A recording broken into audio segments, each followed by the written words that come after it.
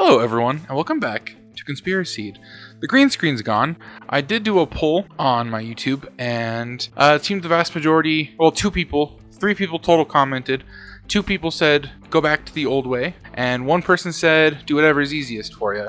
And it's easier to not have to set this up every time I record. So, we're back. No green screen. However, I do have a cool poster here. So, also, I know a lot of you are going to say it's crooked. It's actually this that is crooked. It's this. I know it's this.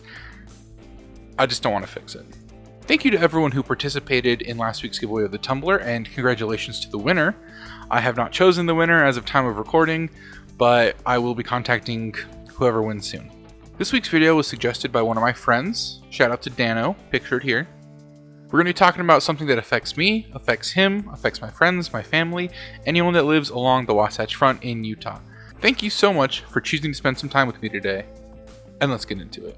The Great Salt Lake, a mere few miles from me, is drying up by over 2/3 to date. Everyone in Utah knows about it, everyone in the government knows about it, everyone knows about it. There is a problem beyond just the lake drying up though, a few actually. The flies and brine shrimp die off, which will either reroute or threaten about 10 million birds that stop here during migration to feed. The extraction of magnesium and other minerals from the lake would come to an end, impacting the Utah economy. But all of this is a drop in the bucket compared to the real consequence. The Great Salt Lake bed has high levels of arsenic. While Utah isn't quite as windy as, say, the Great Plains or Idaho, it does get high-speed winds out of the canyons from time to time, which could kick up the arsenic all over the Wasatch Front, where 3/4 of Utahns live. The arsenic would end up in the lungs of over 2.5 million people, house pets, and the wildlife, spelling disaster for Utah. The New York Times has an article on this titled, "As the Great Salt Lake Dries Up, Utah Faces an Environmental Nuclear Bomb."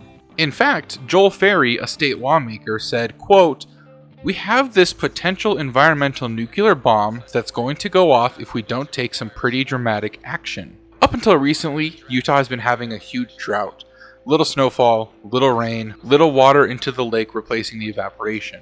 This year is the 5th wettest year in Utah history, 2023. We are close to records in both rain and snowfall, which has been great for the lake, but still not enough. A solution to this is that we let more snow melt from the mountains make its way to the lake. The problem is that this means less water for the general population as well as the farmers, both slowing population growth and obviously affecting our agriculture. According to Timothy D. Hawks, a lawmaker who said he wants to see aggressive action taken, the Great Salt Lake could face the same fate as Owens Lake in California, which went dry decades ago and produced the worst levels of dust pollution in the US, turning a nearby city into a veritable ghost town. Timothy said, quote, "It's not just fear-mongering, it can actually happen. Stretching from the California-Nevada border up until a narrow strip of green in Utah, then continuing on until Colorado, it's all desert." This variable oasis in the stretch of the United States desert is vital to Utah's success and ability to sustain life. The name, the Wasatch Front,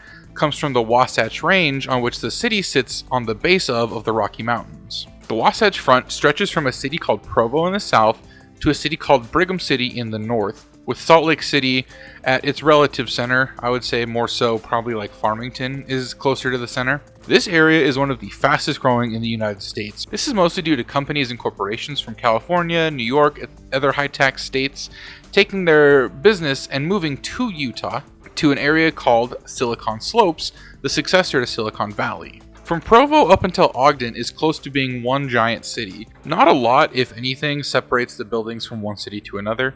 In fact, I live on a city border, and the people that live across the street in a different city have essentially the exact same house style. This is how it is from city to city, Provo to Ogden.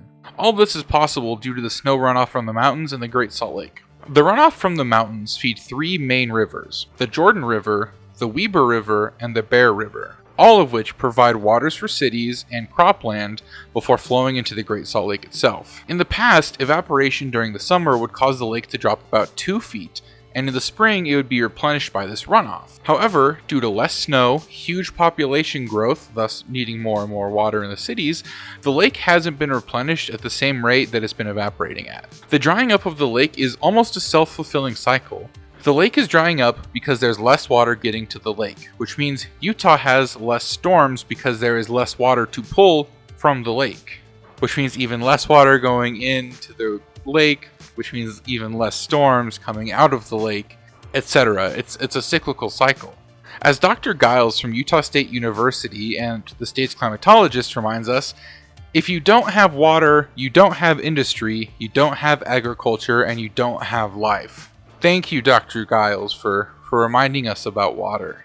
Speaking of water, in the summer of 2022, the water level reached its lowest point ever. The lake in the late 1800s covered about 3,300 square miles and has shrunk to less than 1,000 square miles recently. The salt content of the lake is going up due to the water evaporation and is closing in at 17%, which will cause the algae to struggle, which will threaten the brine shrimp that eat the algae. As I mentioned earlier, the soil contains arsenic, but it also contains copper, zirconium, and other dangerous heavy metals. Most of the soil underneath is currently protected by a hard crust, but as winds blow through and erode the crust over time, these would become airborne. Even without the arsenic and other metals, dust alone is dangerous because it can make it difficult to breathe, especially to those with asthma or other respiratory issues. A lot of these metals are said to come from the nearby mining facility, the largest mine in the world, Kennecott Copper. A doctor, Dr. Perry, walked out onto the lake bed where water used to be and pointed out shards of crust that had already started to come apart. He then said, quote, "This is a disaster, and the consequences for the ecosystem are absolutely insanely bad." So you're sitting there thinking, well, the answer seems easy enough. Just let more water reach the lake by sending less to homes, businesses, and farms. The biggest problem with that, and this is coming from someone who lives here, is that we barely have enough water to sustain our current population, and we're projected to grow 50% by 2060. Recently, Salt Lake, and even more recently Utah as a whole, stopped issuing permits for businesses that require significant water, such as data centers or bottling plants. What they should do, in my opinion, is ask the NSA to leave because they use a bunch of water to cool their center out near Lehigh. Another minor solution is that we actually get rid of HOAs, or HOA watering requirements. Many people in the last few years have been threatened by their HOA, homeowners association, if they let their grass lawns die while trying to conserve water. It's my opinion, actually, that the suburbs of Utah should have like a minimal landscaping with rocks and dirt, similar to Arizona or Nevada, instead of green lawns. First off, they're way easier to take care of. You don't have to mow them. And they need significantly less water, if any. All of the houses, businesses, there's a ton of churches here in Utah that have huge grass fields. All of these using way less water for lawn care due to minimal landscaping is water that can be diverted into the lake. There are also some questions that people have about the lake drying up. If the runoff of snow is being used by their residents, does that not still allow this oasis? If the lake does completely dry up, how much toxic metal is there really? The main cause of these metals at the bottom of the lake, according to experts, is due to the mining nearby, which I mentioned earlier. If this is the case, are these metals not already in the air around the area? If the dry up of the lake is mostly concerned with the particulate in the air, could we not lay some gravel in the bed of the Salt Lake that would hold it in place?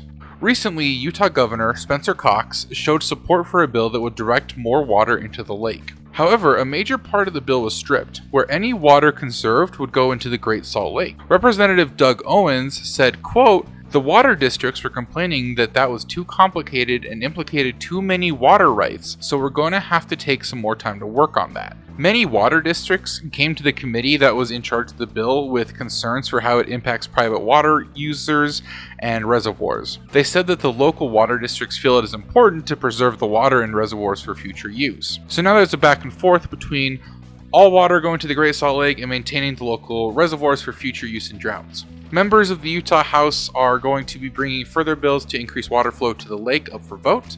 We'll see what happens there in the future. What do you think that we should do here? Is the Salt Lake drying up as deadly as people are saying, essentially turning the Wasatch Front into a ghost town, essentially turning Utah as a whole into a ghost state? Let me know what you think about it in the comments below. Let me know what you would do to fix it. Thank you for choosing to spend some time with me today. Thank you for watching, and I'll catch you in the next one.